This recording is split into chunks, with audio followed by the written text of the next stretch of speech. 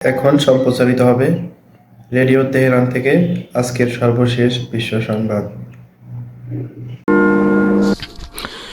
Radio Tehran বিশ্ব সংবাদ।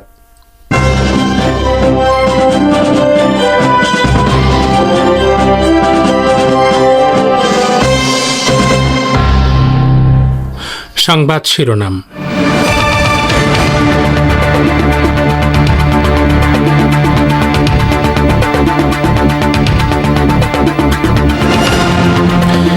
জাতিসংঘ নিরাপত্তা পরিষদের যুদ্ধবিরতির প্রস্তাব মেনে নিয়েছে হামাস। গাজায় ইহুদিবাদী ইসরায়েলের আগ্রাসন সম্পূর্ণভাবে বন্ধের দাবি।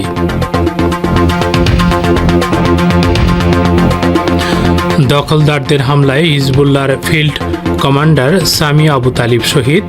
ইসরায়েল লক্ষ্য করে হিজবুল্লাহ ছুড়ল 2 শতাধিক ক্ষেপণাস্ত্র। ডক্টর ইউনূসের মন্তব্য দেশের জন্য অপমানজনক বলেছেন বাংলাদেশের আইনমন্ত্রী। ডক্টর ইউনূসের বিচার প্রক্রিয়া সম্পর্কে বিস্তারিত জানতে চেয়েছে ইউরোপীয় ইউনিয়ন। কুয়েতে বহুতল ভবনে ভয়াবহ অগ্নিকাণ্ড, দগ্ধ হয়ে 40 ভারতীয় সহ 49 জনের মৃত্যু। নরেন্দ্র মোদীর শোক প্রকাশ।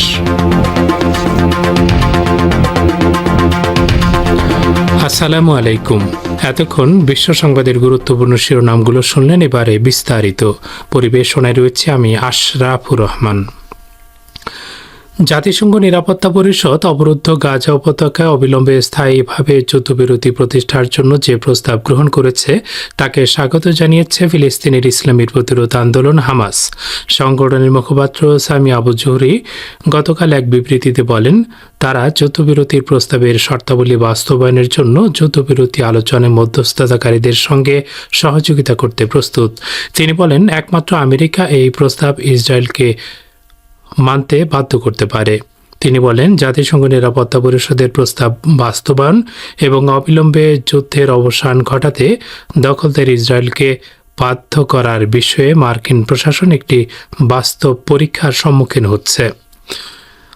সোমবার হামাস বলেছে, নিরাপত্তা পরিষদে উত্থাপিত যুদ্ধবিরতির প্রস্তাবের উপর ভোটকে তারা স্বাগত জানায়, তবে স্থায়ী যুদ্ধবিরতি এবং ইসরায়েলি সেনাদের সম্পূর্ণ প্রত্যাহার সহ তাদের দাবি পূরণ করতে হবে। ইসলামী জিহাদ আন্দোলনও এই প্রস্তাবের সাথে একমত। ফিলিস্তিনি স্বশাসন কর্তৃপক্ষ গাজা যুদ্ধবিরতির প্রস্তাবের অনুমোদনকে স্বাগত জানিয়েছে। এদিকে জাতিসংঘ সমর্থিত যুদ্ধবিরতির প্রস্তাবকে আনুষ্ঠানিক প্রতিক্রিয়া জানিয়েছে ফিলিস্তিনের ইসলামী প্রতিরোধ আন্দোলন হামাস এবং জিহাদ আন্দোলন। এক বিবৃতিতে সংগঠন দুটি বলেছে, তাদের কাছে গাজায় সম্পূর্ণভাবে দখলদার বাহিনীর আগ্রাসন বন্ধ এবং ফিলিস্তিনি জনগণের স্বার্থ অগ্রাধিকার পাচ্ছে। বিবৃতিতে বলা হয়েছে, হামাস এবং জিহাদ আন্দোলনের একটি যৌথ প্রতিনিধি দল যুদ্ধবিরতির প্রস্তাবের বিষয়ে গতকাল সন্ধ্যায় কাতারের প্রধানমন্ত্রীর সঙ্গে বৈঠক করে নিজেদের জবাব দিয়েছেন। এছাড়া মিশরের ভাইদের কাছেও এ বিষয়ে জবাব পাঠানো হয়েছে। ফিলিস্তিনি সূত্রগুলো বলছে, ইসরায়েলের দেয়া প্রস্তাবের বিষয়ে কিছু সংশোধন এনেছে ফিলিস্তিনি যোদ্ধারা। এর মধ্যে স্থায়ী যুদ্ধবিরতি এবং গাজা থেকে সম্পূর্ণভাবে ইসরায়েলি সেনা প্রত্যাহার করতে হবে। যৌথ বিবৃতিতে আরও বলা হয়েছে, হামাস এবং ইসলামী জিহাদ আন্দোলনের প্রতিনিধি দল এমন একটি চুক্তিতে পৌঁছাতে প্রস্তুত রয়েছে যার মাধ্যমে আমাদের জনগণের বিরুদ্ধে পরিচালিত যুদ্ধের অবসান হয়। এদিকে কাতার এবং মিশর ফিলিস্তিনি যোদ্ধাদের তরফ থেকে জবাব পাওয়ার কথা নিশ্চিত করেছে। দেশ দুটি বলেছে, তারা হামাস এবং জিহাদ আন্দোলনের জবাব পর্যালোচনা করবে এবং সংশ্লিষ্ট পক্ষগুলোর সাথে পরবর্তী পদক্ষেপের বিষয় নিয়ে আলোচনা করবে। এ বিষয়ে আমেরিকার সঙ্গে তাদের আলোচনা অব্যাহত থাকবে বলেও জানিয়েছে মিশর ও কাতার। জাতিসংঘ মহাসচিব অ্যান্তোনিও গুতেরেস ফিলিস্তিনের অবরুদ্ধ গাজা উপত্যকার সমস্ত রাস্তা খুলে দেওয়ার আহ্বান জানিয়েছেন। তিনি বলেছেন, যুদ্ধে ধ্বংসপ্রাপ্ত গাজা উপত্যকায় মানবিক ত্রাণ পাঠানোর জন্য এসব রাস্তা খুলে দেওয়া জরুরি। জর্দানের রাজধানী আম্মানে গতকাল জরুরি ত্রাণ বিষয়ক শীর্ষ সম্মেলনে গুতেরেস বক্তব্য রাখেন। তিনি বলেন, এই ভয়াবহতা বন্ধ করতে হবে, এটি যুদ্ধবিরতির উপযুক্ত সময়। তিনি আরও বলেন, গাজায় পর্যাপ্ত মানবিক ও ত্রাণ সহায়তার জন্য সমস্ত সমস্ত সীমান্ত ক্রসিং থেকে অবিলম্বে সব ধরনের বাধা অপসারণ করতে হবে, যাতে সমস্ত এলাকায় সাহায্য বিতরণ এবং এজন্য প্রয়োজনীয় পরিস্থিতি তৈরি করা যায়। তিনি গাজায় ইসরায়েলের চাপিয়ে দেওয়া পরিস্থিতিকে দুঃখজনক বলে বর্ণনা করেন।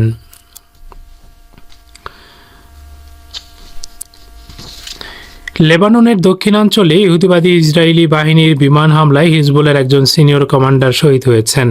এর প্রতিক্রিয়ায় দখলদার ইসরায়েলের বিভিন্ন সামরিক অবস্থান লক্ষ্য করে আজ সকাল থেকে 200-র বেশি ক্ষেপণাস্ত্র ছুড়েছে হিজবুল্লাহ যোদ্ধারা। টাইমস অফ ইসরায়েল জানিয়েছে, গত 8 মাস ধরে চলা এই যুদ্ধে ইসরায়েলকে লক্ষ্য করে হিজবুল্লাহর চালানো এটি সবচেয়ে বড় রকেট হামলা। এই হামলা সম্পর্কে হিজবুল্লাহর বিবৃতিতে বলা হয়েছে, আজ সকাল থেকে গ্যালিলি এলাকায় ইসরায়েলের 11টি সামরিক অবস্থান এবং ঘাঁটি ও কারখানায় 2 শতাধিক হামলা চালানো হয়েছে। প্রথমবারের মতো ইসরায়েলের টাইবেরিয়াস শহরে রকেট হামলা চালানো হয়েছে। বিবৃতিতে আরও বলা হয়েছে, বেশ কয়েকটি রকেট ইসরায়েলের আকাশ প্রতিরক্ষা ব্যবস্থা আয়রন ডোম কর্তৃক বাধাপ্রাপ্ত হলেও অন্যগুলো যথাযথভাবে আঘাত হানে। রকেটের আঘাতের ফলে সাফাত, কতিবা, মিরন কাহাল সহ বেশ কয়েকটি এলাকায় আগুন ধরে যায়। লেবাননের আলমানা টেলিভিশন চ্যানেল জানিয়েছে, হিজবুল্লাহর উচ্চপদস্থ ফিল্ড কমান্ডার সামি আবদুল্লাহ ওরফে আবু তালেফের হত্যাকাণ্ডের পর ইসরায়েলের অভ্যন্তরে ক্ষেপণাস্ত্র, রকেট, ড্রোন এবং কামান দিয়ে আঘাত হানা হচ্ছে। বাংলাদেশের আইনমন্ত্রী আনিসুল হক বলেছেন, কর ফাঁকি দেওয়ার মামলাকে পৃথিবীর বিভিন্ন দেশ সহ পশ্চিমা দেশগুলো গুরুত্বপূর্ণ মামলা হিসেবে বিবেচনা করে। ঠিক সেভাবেই ডক্টর ইউনূসের মামলা পরিচালিত হচ্ছে। দেশের যে কোনো নাগরিক আইন ভঙ্গ করলে তার যেমন বিচার হয়, ডক্টর ইউনূসেরও সেভাবেই বিচার হচ্ছে। তবে তিনি যেভাবে কথা বলে বেড়াচ্ছেন তা অসত্য এবং এসব কথা দেশের জনগণের জন্য অপমানজনক। আজ সচিবালয়ে আইন মন্ত্রণালয়ের সম্মেলন কক্ষে বাংলাদেশে নিযুক্ত ইউরোপীয় ইউনিয়ন বা ইউর রাষ্ট্রদূত চার্লস হোয়াইটলির নেতৃত্বে Sweden, France, Italy, Netherland, Spain ও ডেনমার্কের রাষ্ট্রদূত আইনমন্ত্রী আনিসুল হকের সঙ্গে সাক্ষাৎ করেন। এ সময় তারা ডক্টর ইউনূসের বিচার প্রক্রিয়া সম্পর্কে বিস্তারিত জানতে চান। পরে আইনমন্ত্রী আনিসুল হক বলেন, ডক্টর ইউনূসের বিরুদ্ধে দুর্নীতি দমন কমিশন একটি মামলা করেছে। সে মামলার ব্যাপারে আমি বলেছি, মামলাটি আদালতে চলমান রয়েছে। আদালতে যে মামলা চলমান থাকে সে সম্পর্কে আইনমন্ত্রী কোনো কথা বলেন না, সে ব্যাপারটাও তাদেরকে বলেছি। আরেকটি বিষয় আমি বলেছি, তার বিরুদ্ধে ট্যাক্স না দেওয়ার মামলা রয়েছে। তার একটি মামলায় তিনি আপিল বিভাগ পর্যন্ত গিয়ে হারার পর ট্যাক্স দিয়েছেন। অন্যান্য মামলা যেগুলো রয়েছে সেগুলোও ট্যাক্স না দেওয়ার মামলা। কুয়েতের দক্ষিণাঞ্চলের মাঙ্গাব শহরে একটি বহুতল ভবনে ভয়াবহ অগ্নিকাণ্ডের ঘটনায় 40 ভারতীয় সহ 49 জনের মৃত্যু হয়েছে। দগ্ধ অবস্থায় হাসপাতালে ভর্তি হয়েছে আরও প্রায় 50 জন। আজ কুয়েতের উপপ্রধানমন্ত্রী এবং প্রতিরক্ষামন্ত্রী শেখ আহমেদ ফাহাদ আল আহমদ আল সাবার বরাত দিয়ে দেশটির রাষ্ট্রীয় গণমাধ্যমে খবরটি প্রকাশিত হয়েছে। রাষ্ট্রীয় গণমাধ্যম কুনা জানিয়েছে, স্থানীয় সময় সকাল 6টায় এই ভবনে আগুন লাগার ঘটনা ঘটে। অগ্নিকাণ্ডের কিছুক্ষণ পরই ঘটনাস্থলে পৌঁছে যায় দমকল বাহিনী। শুরু হয় আগুন নেভানোর কাজ। যুদ্ধকালীন তৎপরতা উদ্ধার কাজ শুরু করেন উদ্ধারকর্মীরা। প্রাথমিকভাবে অনুমান করা হচ্ছে, একতলায় থাকা সিলিন্ডারে আগুন ধরে যাওয়ার কারণেই অগ্নিকাণ্ডের ঘটনাটি ঘটেছে। স্বরাষ্ট্রমন্ত্রী শেখ ফাহাদ আল ইউসেফ এই বিপর্যয়ের জন্য ভবন মালিক ও কোম্পানির অপারেটরদের অবহেলাকে দায়ী করেছেন। এদিকে এই ঘটনায় ভারতের প্রধানমন্ত্রী, পররাষ্ট্রমন্ত্রী এবং পশ্চিমবঙ্গের মুখ্যমন্ত্রী মমতা বন্দ্যোপাধ্যায় গভীর শোক প্রকাশ করেছেন।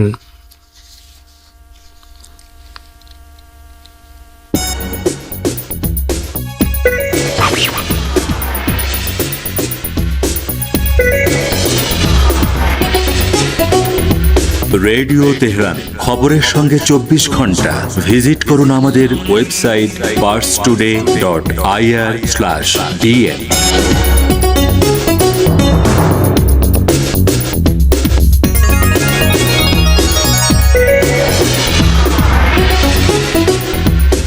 ফিরে আসছে আবারও বিশ্ব সংবাদে। অবশেষে কানাডার আদালত বলেছে 2020 সালের জানুয়ারি মাসে আন্তর্জাতিক রুটে চলাচলকারী ইউক্রেনের যে বোয়িং বিমানটি ইরানে বিধ্বস্ত হয় সেজন্য ওই এয়ারলাইন্সই দায়ী এবং নিহত যাত্রীদের ক্ষতিপূরণ দেওয়ার দায়িত্ব ওই সংস্থার। মার্কিন বিমান হামলায় বাগদাদ আন্তর্জাতিক বিমানবন্দরে শহীদ হন পশ্চিম এশিয়ায় সন্ত্রাস বিরোধী সংগ্রামের কমান্ডার জেনারেল কাসেম সুলাইমানি ও তার কয়েকজন সহযোগী। এর জবাবে ইরান 2020 সালের 8 জানুয়ারি ইরাকস্থ মার্কিন ঘাঁটি আইন আল আসাদে 15টি ক্রুজ ক্ষেপণাস্ত্র নিক্ষেপ করে। যখন ইরান এবং মার্কিন যুক্তরাষ্ট্রের মধ্যে সামরিক উত্তেজনা বৃদ্ধি পাচ্ছিল তখন আন্তর্জাতিক রুটে চলাচলকারী ইউক্রেনের 737 বোয়িং বিমানের 752 নম্বর ফ্লাইটটি 167 জন যাত্রী নিয়ে ওই তারিখে অর্থাৎ 8 জানুয়ারি তেহরানের ইমাম খোমেনি আন্তর্জাতিক বিমানবন্দর থেকে কিয়েভের উদ্দেশ্যে যাত্রা শুরু করে। রওনা দেওয়ার 6 মিনিটের পর তেহরান শহরতলির সাবাস শহর এলাকায় একটি বিমান প্রতিরক্ষা ইউনিট অনিচ্ছাকৃতভাবে ওই বিমানের ওপর গুলি চালালে বিমানটি বিধ্বস্ত হয় এবং এর আরোহীরা সবাই প্রাণ হারান। কানাডার অন্টারিওর আদালত যাত্রীদের সুরক্ষা এবং নিরাপত্তার বিষয়ে হুঁশিয়ারি ব্যাপারে অবহেলা করায় PS 752 নম্বর ফ্লাইটের নিহত যাত্রীদের পরিবারকে সম্পূর্ণ ক্ষতিপূরণ দিতে দায়িত্বশীল বলে রায় দিয়েছে। লেবাননের ইসলামী প্রতিরোধ আন্দোলন হিজবুল্লাহর উপমহাসচিব শেখ নাইম কাসেম বলেছেন, ইহুদিবাদী ইসরায়েল যদি লেবাননের উপর সামরিক আগ্রাসনের চেষ্টা করে তাহলে তাদেরকে বিরাট বিস্ময়ের মুখে পড়তে হবে। তিনি বলেন, গাজা আগ্রাসনের শুরু থেকে এই পর্যন্ত হিজবুল্লাহ যোদ্ধাদের কাছ থেকে ইহুদিবাদী ইসরায়েল যে বিস্ময় দেখেছে তার চেয়ে অনেক বড় বিস্ময় তারা দেখবে যদি তারা লেবাননের উপর আগ্রাসন চালায়। শেখ নাইম কাসেম বলেন, গাজার সমর্থনে হিজবুল্লাহ যোদ্ধারা এরই মধ্যে যুদ্ধক্ষেত্রে তাদের সক্ষমতা প্রদর্শন করেছে। হিজবুল্লাহ লেবাননের সামরিক বাহিনীর সক্ষমতার একটি অংশের প্রতিনিধিত্ব করে। তিনি বলেন, ইহুদিবাদীদের জন্য হিজবুল্লাহর হাতে মহাবিস্ময় অপেক্ষা করছে। শত্রু সময় নিয়ে বাজি ধরতে পারে না, কারণ যুদ্ধ চালিয়ে যাওয়ার জন্য আমাদের যথেষ্ট শক্তি রয়েছে। এটি এমন এক যুদ্ধ যা থেকে আমরা শেষ পর্যন্ত জয়ী হব। শেখ নাইম কাসেম আরও উল্লেখ করেন, প্রতিরোধ অক্ষের অসামান্য ক্ষমতা একে সংগ্রামে নিয়ন্ত্রণ নিতে এবং নতুন সমীকরণ স্থাপন করতে সক্ষম হয়েছে।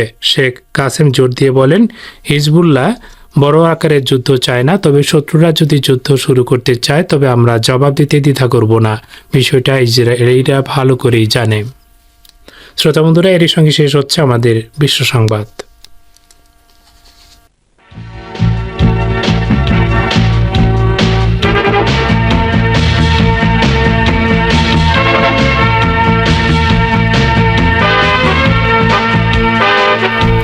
বিশ্ব সংবাদ শুনলেন রেডিও তেহরান থেকে।